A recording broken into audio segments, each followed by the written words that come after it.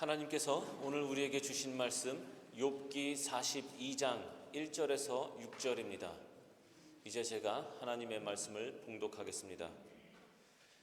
욥이 주님께 대답하였다.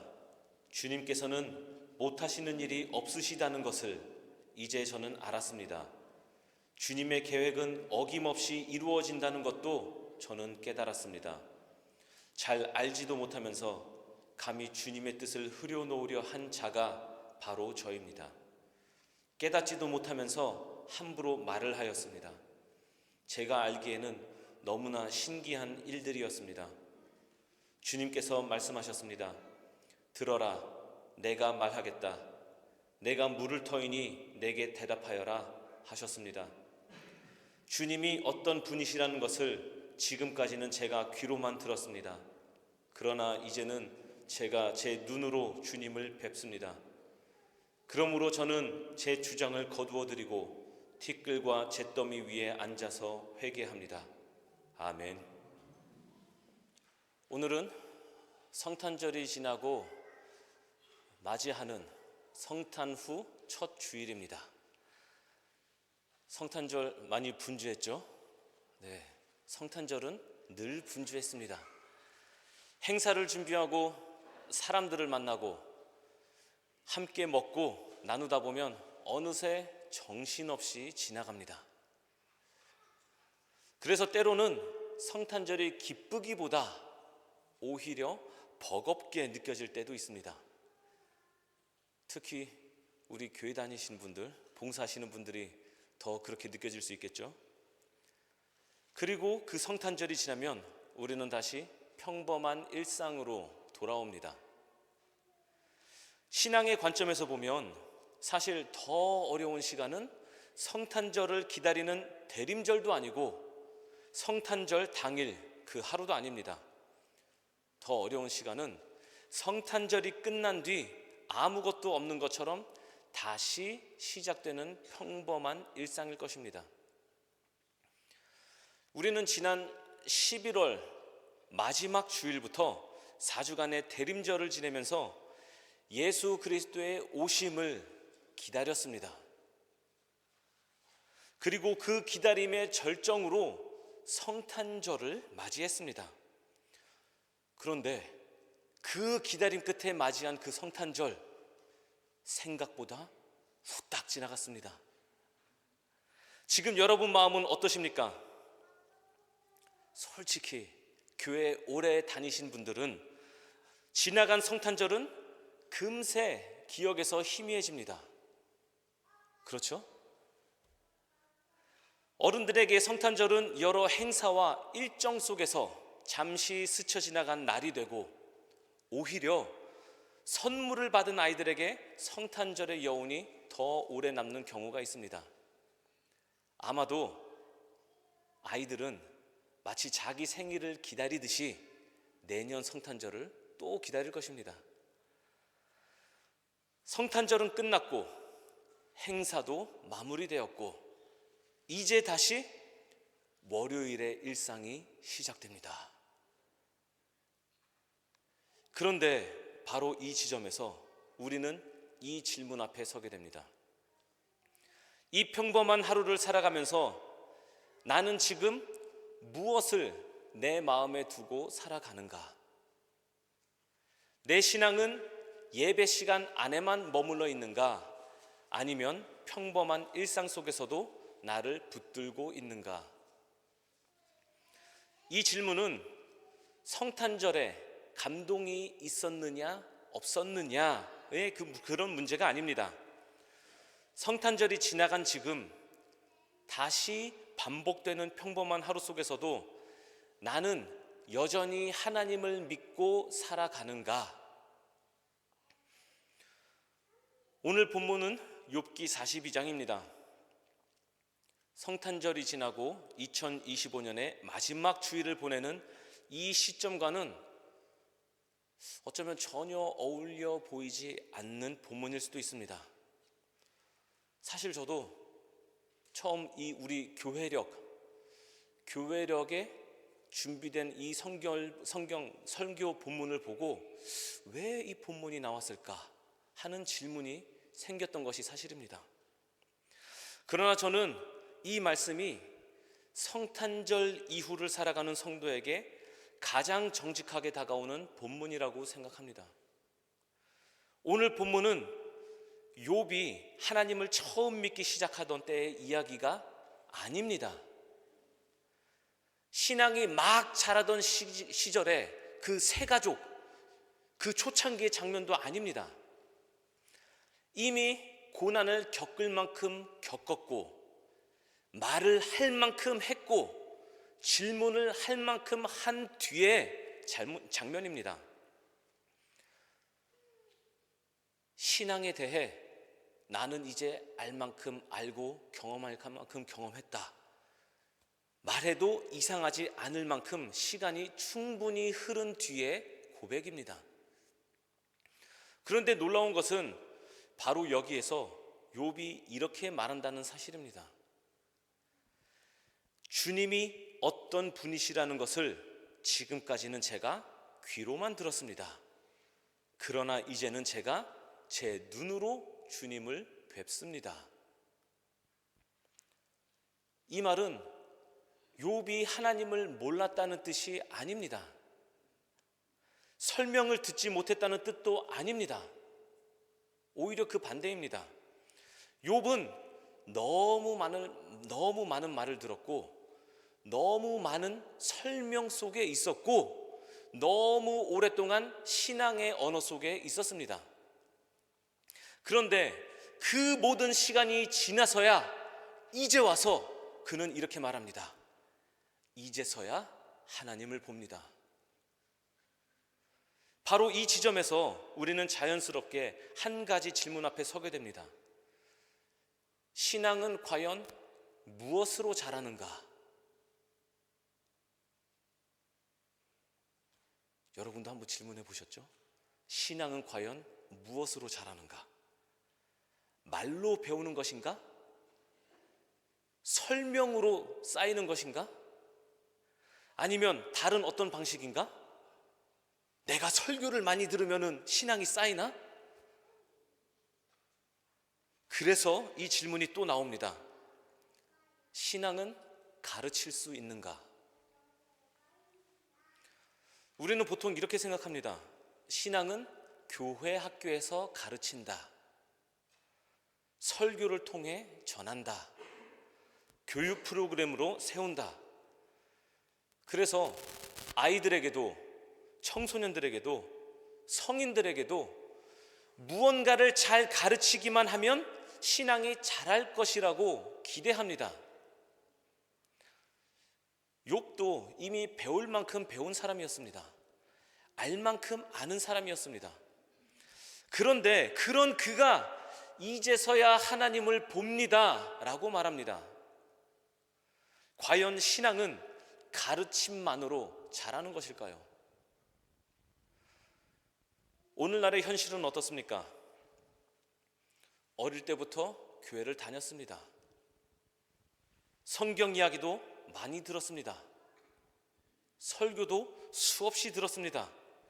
그런데 막상 인생의 중요한 순간이 오면, 고난의 자리와 선택의 자리에 앞에 서면 마치 이제 막 신앙생활을 시작하는 사람처럼 행동할 때가 있습니다. 왜 이런 일이 일어날까요? 과연 신앙은 가르침만으로는 부족한 것일까요? 이 질문은 신앙의 문제만이 아닙니다. 오랫동안 철학자들이 붙들어온 질문이기도 합니다. 철학자들이 이런 질문을 했죠. 알미란 무엇인가? 도대체 내가 안다는 것, 이 안다는 것이 무엇인가? 설명을 통해 아는 것인가? 아니면 경험을 통해 아는 것인가? 이 질문 자체가 이미 한 가지 사실을 전제하고 있습니다. 머리로 아는 것과 삶으로 아는 것은 다르다는 것입니다. 설명으로는 이해할 수 있어도 경험하지 않으면 진짜로 안다고 말할 수 없는 것이 있습니다. 신앙도 마찬가지입니다. 신앙은 설명의 영역에만 머물러 있을 때 완성되지 않습니다. 오늘 욥의 고백은 이 질문에 대해 아주 분명하게 말합니다. 주님이 어떤 분이시라는 것을 지금까지는 제가 귀로만 들었습니다. 그러나 이제는 제가 제 눈으로 주님을 뵙습니다. 욥은 하나님을 모르는 사람이 아니었습니다. 무신론자도 아니었습니다. 그런데 그가 이렇게 말합니다. 이제서야 하나님을 본다. 그렇다면 욥은 어디에서, 어떤 자리에서 하나님을 눈으로 보게 되었을까요? 욥기에는 분명한 특징이 있습니다. 욥기는 대부분 말입니다. 욥이 말합니다.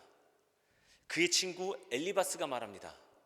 그의 또 다른 친구 빌닷이 말합니다. 그리고 그의 또 다른 친구 소발이 말합니다. 그리고 지나가는 행인 엘리후가 말합니다. 그들은 신학 토론을 벌입니다. 논쟁을 합니다. 하나님의 섭리와 뜻에 대해 설명합니다. 그런데 이상합니다. 이렇게 많은 말이 오가는데도 정작 아무도 하나님을 제대로 보지 못합니다. 욥기 전체를 보면 그들의 대화 수준이 굉장히 높습니다. 그런데 정작 아무도 하나님을 제대로 보지 못합니다. 욥의 세 친구들의 말은 논리적으로 그럴듯합니다.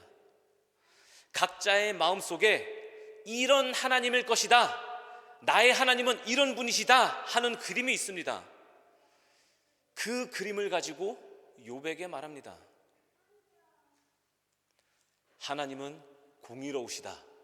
그러니 너가 당하는 그 고난에는 이유가 있다. 솔직히 이 말은 맞다고 하기에도 애매하고 틀렸다고 하기에도 애매합니다. 일리가 있어 보이기 때문입니다. 그런데 문제가 따로 있습니다. 그 말이, 그 친구들이 내뱉은 그 말이 살아계신 하나님을 가리키지 못한다는 것입니다. 아픈 친구를 신방했으면 그 자리에서 같이 하나님을 바라볼 수 있어야 됩니다. 병문안을 갔으면 어떤 어려움 중에도 다시 하나님을 바라볼 수 있도록 도와줘야 합니다. 그런데 지금 이들은 하나님을 바라보는 대신 설명으로 서로를 몰아붙이고 있습니다. 그 설명도 아주 수준 높게, 그런 설명으로 서로를 몰아붙이고 있습니다. 욥도 가만히 있지 않습니다. 친구들에게 반박하며 말합니다. 나는 이런 고난을 받을 만큼의 죄인이 아니다. 욥의 이 말도 틀렸다고 하기도 뭐하고 맞다고 하기도 뭐하고, 욥은 실제로 큰 죄를 지어 벌을 받은 상황이 아니었습니다. 사실이 그렇습니다. 그런데 욥 역시 점점 다른 함정에 빠져갑니다. 그 함정이 바로 자기 의로움에 갇혀가는 것입니다. 자기 의로움, 내 말이 맞다. 결국 말은 더 많아지고 논쟁은 더 길어지는데 상황은 달라지지 않습니다. 하나님은 더 멀어져 보입니다. 여기서 욥기는 우리에게 중요한 진리를 보여줍니다. 인간의 말과 설명만으로는 하나님의 뜻에 도달할 수 없다. 아무리 수준 높은 언어로, 품격 있는 대화로 하나님을 설명한들 그 하나님의 뜻에 도달할 수 없다는 것입니다. 우리의 신앙은, 나의 신앙은 지식의 정보가 쌓인다고 성숙해지는 것이 아닙니다. 설명이 많아진다고 나의 신앙이 깊어지지 않습니다. 혼자 골방에 들어가 성경을 100번 읽는다고 해도 그 성경이 하나님을 설명하는 지식으로만 남는다면, 내가 하나님 앞에서 무너지고 변화되는 만남으로 이어지지 않는다면, 나는 여전히 하나님을 귀로만 들은 사람으로 남을 것입니다. 마찬가지로 요즘 유튜브 틀면 정말 좋은 설교들 많죠. 그 설교 100번 들어보세요. 그것이 그저 하나님에 대한 지식으로 나에게 남는다면, 그 설교로 인하여서 내가 무너지고 하나님을 만나지 않는다면, 그것은 그냥 하나님을 귀로만 들은 것뿐입니다. 욥이 고백한 것이 바로 이것입니다. 그래서 욥이 이렇게 말했습니다. 지금까지는 귀로만 들었습니다. 그러나 이제는 눈으로 뵙습니다. 욥기의 결론은 하나님에 대한 지식이 많은 자의 승리가 아닙니다. 나 하나님 이렇게 많이 알아, 나 신앙생활 이렇게 많이 했어, 이렇게 해서 승리자가 되는 게 아닙니다. 설명을 잘한다고 해서 승리를 하는 것이 아닙니다. 욥기가 말하고자 하는 것은 하나님을 이해하는 것에서 만나는 것으로 옮겨가는 신앙의 전환입니다. 욥과 그의 친구들 사이에 긴 논쟁이 끝난 뒤에 마침내 하나님이 직접 등장하십니다.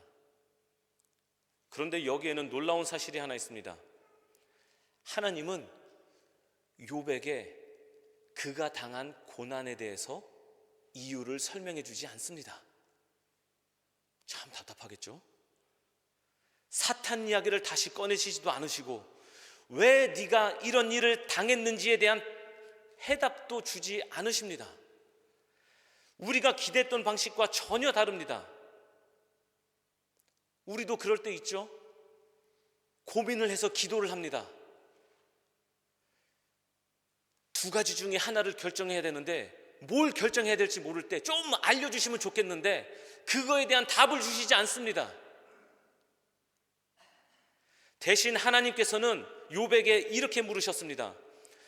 누가 이 땅을 설계했는지 너는 아느냐? 너는 새벽에게 명령하여 새벽이 자리를 지키게 한 일이 있느냐?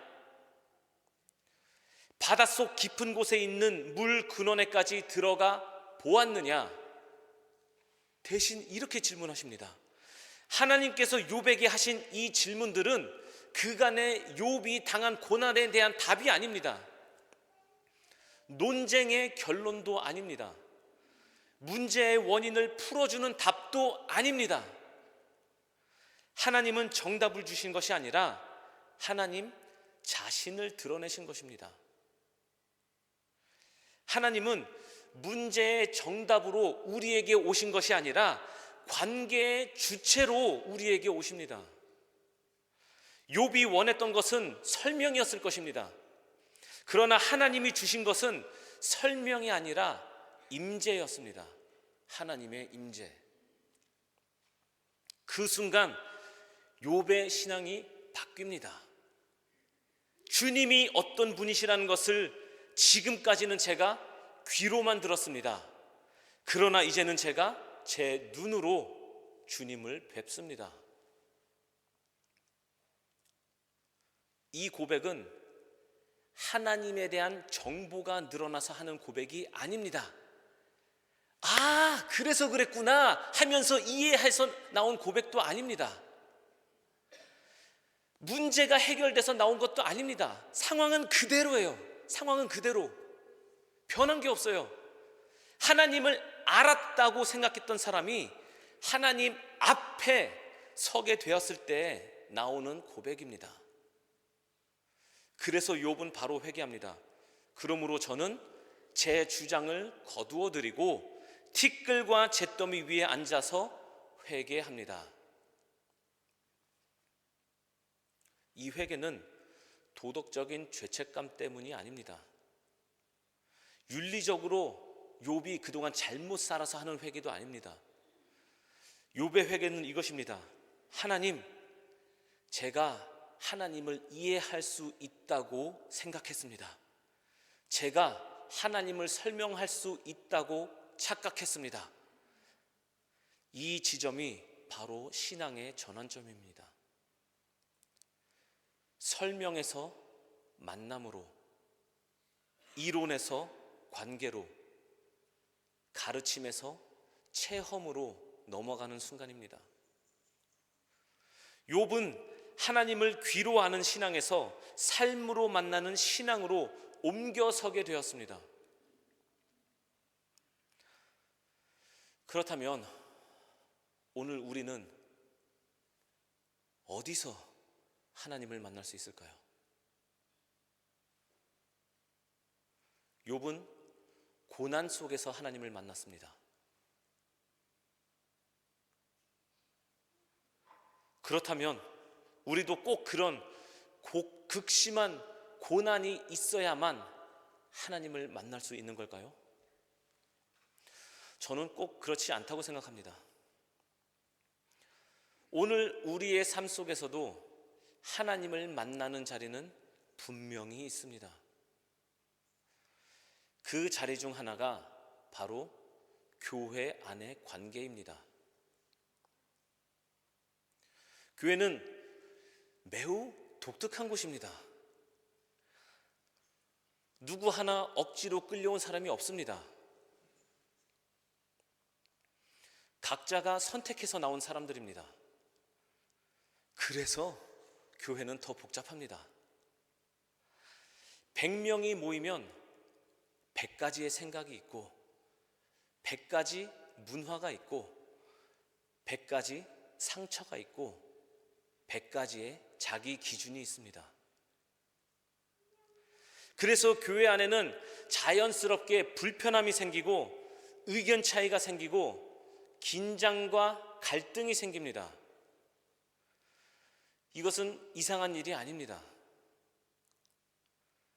오히려 너무 자연스러운 일입니다. 요즘 우리 교회 안에도 예배 후 티타임 때문에 여러 가지가 나오는 것을 저는 알고 있습니다. 이걸 꼭 해야 하나? 그럼 누가 해야 하나? 또 내가 해야 하나? 그런데 사실 문제는 티타임 그 자체가 아닙니다. 문제는 교회를 무엇으로 이해하느냐입니다. 교회가 무엇일까요? 예수님은 교회를 예배의 자리로, 교육의 자리로, 선교의 자리로, 봉사의 자리로, 그리고 교제의 자리로 세우셨습니다. 이런 교회의 기능과 역할들은 실행하기 편해서 할만하니까 하는 것이 아닙니다. 그렇다고 해서 우리가 시간이 남아 돌아서 하는 것도 아닙니다. 시간이 남으면 뭐하러 그거 해요? 그냥 집에 가서 유튜브 보지. 이 모든 자리가 하나님을 만나는 자리이기 때문에 하는 것입니다. 그 모든 자리가 하나님을 만나기 위한 자리입니다. 관계 속에서 우리는 이런 순간들을 만납니다. 사람들을 대하다 보면 우리는 이런 순간들을 경험합니다. 내 뜻이 꺾이는 거. 쉬워요? 저 사람하고 대하다 보니 내 뜻이 꺾여. 저 사람하고 대하다 보니 내가 정한 기준이 흔들려. 왜 꼭 내가 해야 하지? 이런 질문이 나옵니다. 바로 그 순간들이 욥이 하나님을 만났던 자리와 닮아 있습니다. 욥도 많은 말을 듣고 많은 말을 내뱉은 사람이었습니다. 한번 보세요. 욥의 말 굉장히 수준 높아요. 그 모든 말들을 다 내뱉었어요. 그리고 그런 말들을 다 들었어요. 친구들의 말을 들었고 자기 나름의 논리를 세웠고 하나님께 질문도 했습니다. 그러나 그 모든 말, 그 많고 많은 말, 그것들이 끝난 뒤에야 욥은 이렇게 고백합니다. 뭐라고요? 이제는 내가 주님을 눈으로 뵙습니다. 무슨 일이 있은 후에요? 그 많고 많은 말들이 있은 후에 이제는 내가 주님을 눈으로 뵙습니다. 욥은 강의실에서 하나님을 만난 것이 아닙니다. 책으로 하나님을 만난 것도 아닙니다. 욥은 관계가 무너지고 오해가 쌓이고 말이 부딪히는 자리, 그 고난 한가운데서 하나님을 만났습니다. 이런 점에서 우리는 교회를 다시 봅니다. 교회는 문제가 없는 사람들이 모인 곳이 아닙니다. 늘 편안하기만 한 공간도 아닙니다. 교회는 하나님을 잘 아는 사람들이 모인 곳이 아니라, 위대한 성인들이 모이는 곳이 아니라 하나님을 배워가는 사람들이 함께 살아가는 자리입니다. 그래서 교회 안에서 생기는 갈등들은 신앙이 실패했다는 증거가 아닙니다. 말로 설명되던 신앙에서 삶으로 증언되는 신앙으로 옮겨가고 있다는 신호일 수 있습니다. 욥이 고난 속에서 하나님을 만났듯이 성도는 관계 속에서 하나님을 경험합니다. 지금 혹시 논쟁의 시간, 설명의 시간, 변명의 시간을 지나고 계십니까? 욥기의 말씀에 비추어 보면 그 자리는 오히려 하나님을 만나기에 가장 가까운 자리일 수 있습니다. 그런 면에서 우리 교회는 전문가죠. 네, 한번 제가 아픈 역사를 들추려고 하는 건 아니지만 그래도 저는 우리 교회가 자랑할 수 있는 역사라고 생각을 합니다. 다시 처음 질문으로 돌아갑니다. 신앙은 가르칠 수 있는가? 어때요? 가르쳐 보니 어떠세요? 신앙은 가르칠 수 있는가? 가르칠 수는 있습니다. 그러나 그것으로 충분하지는 않습니다. 신앙은 이론으로 완성되지 않고 설명으로 끝나지 않고 프로그램으로 만들어지지 않습니다.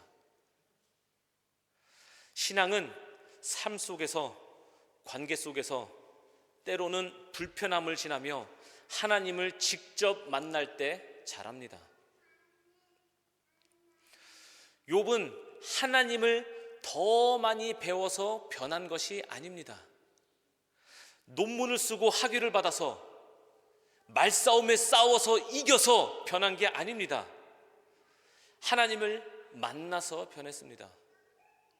오늘 우리도 같은 부르심 앞에 서 있습니다. 귀로만 듣는 하나님에서 삶 속에서 눈으로 뵙는 하나님을 만나야 합니다. 그 자리는 편하지 않을 수 있습니다. 피하고 싶을 수도 있습니다. 욥과 같은 방식이라면 반드시 피하고 싶으실 것입니다. 솔직한 말로 그냥 다 때려치고 당장 집에 가고 싶을 것입니다.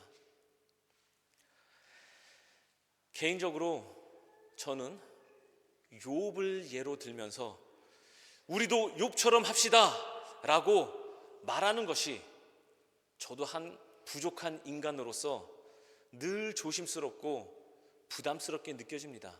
그게 제 솔직한 고백입니다. 그러나 오늘 말씀 앞에서 저는 이렇게 말하지 않을 수 없습니다. 마라나타, 우리 주님은 이미 우리를 향해 오고 계십니다. 다만 우리가 그 자리를 서둘러 떠나버린다면, 그 자리가 힘들다고 싫다고 떠나버린다면 그 만남을 스스로 닫아버릴 수가 있습니다. 욥이 특별해서 하나님을 만난 것이 아니라 도망치지 않고 그 자리에 머물렀을 때 이미 말씀하고 계셨던, 어제도 말씀하시고 오늘도 말씀하시고 앞으로 말씀하실 그 하나님을 비로소 보게 된 것입니다. 그리고 이것은 우리 어른들만의 이야기가 아닙니다. 우리가 다음 세대를 가르친다는 것도 지식을 얼마나 잘 전달하느냐로 끝나서는 안 됩니다. 아이들이 필요로 할 때 그 자리를 서둘러 정리하지 않고 함께 기다려주는 것이 중요합니다. 왜냐하면 그 자리에서 하나님은 일하고 계시기 때문입니다. 아이들과 청소년들이 말로만 하나님을 아는 데 머무르지 않도록 돕는 것이 중요합니다. 교회 안에서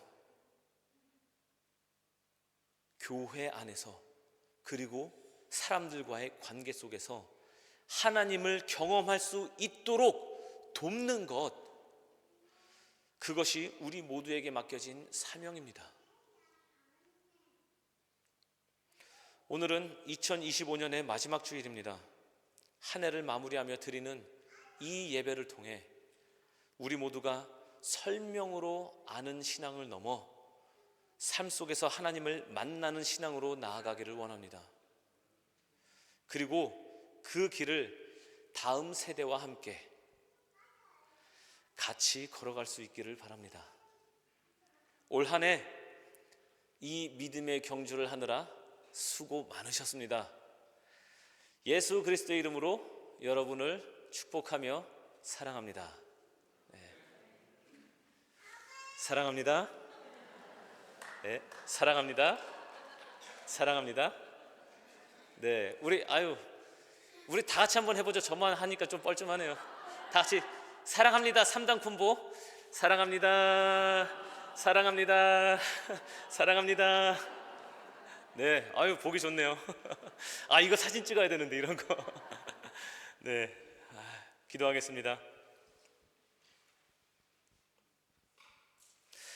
하나님, 우리가 귀로만 알던 신앙에 머물러 있었음을 고백합니다.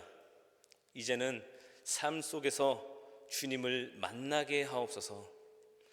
성탄 이후에 평범한 일상 속에서도 우리를 붙드시고 일하시는 하나님을 신뢰하게 하시고 설명으로 아는 믿음을 넘어 만남으로 고백하는 신앙으로 이끌어 주옵소서. 또한 다음 세대와 함께 이 믿음의 길을 걸어가게 하옵소서. 예수 그리스도의 이름으로 기도드립니다. 아멘.